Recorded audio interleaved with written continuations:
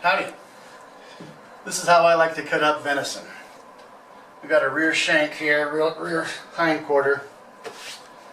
I have an old steel and I have a couple of older Chicago cutlery boning knives type. They're quite thin, pretty sharp, and they work really well at getting down through the meat. So the muscle groups, you can see where they join together at these the white sections is where the muscle groups join together a lot. So what I do is I just start cutting down into that area, and then you can get your fingers in there and it separates the muscle joint. There's this natural membrane in there that makes it easy to get through. And these are just the natural muscle groups that make roasts.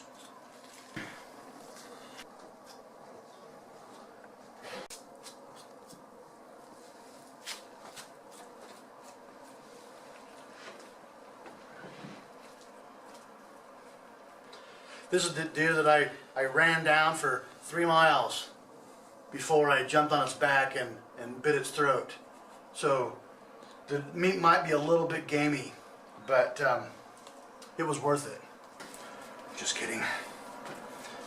So that's a big plopping roast there.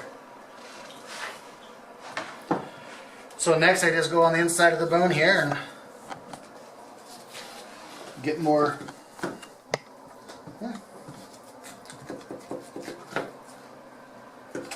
I'm going to lose some of that meat on the far side because I didn't curl around the bone, but I can go in for stew meat or something.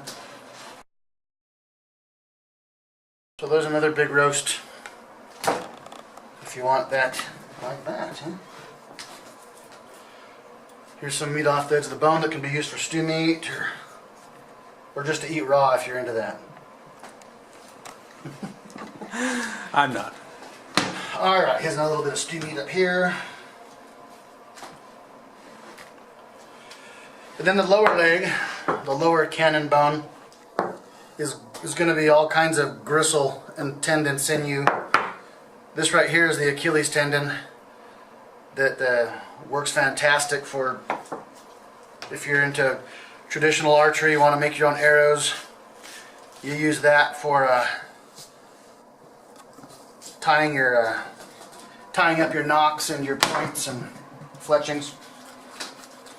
You let it dry out, and then you pound it, and then separate it open like a comb.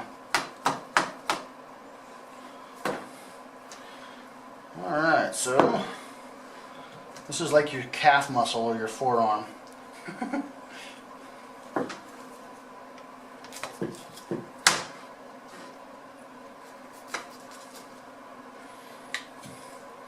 A lot of people probably wouldn't even process this lower part because it's a lot of work for not a lot of quality meat, but if you're into using as much of the animal as you can, then it'll be good for stew.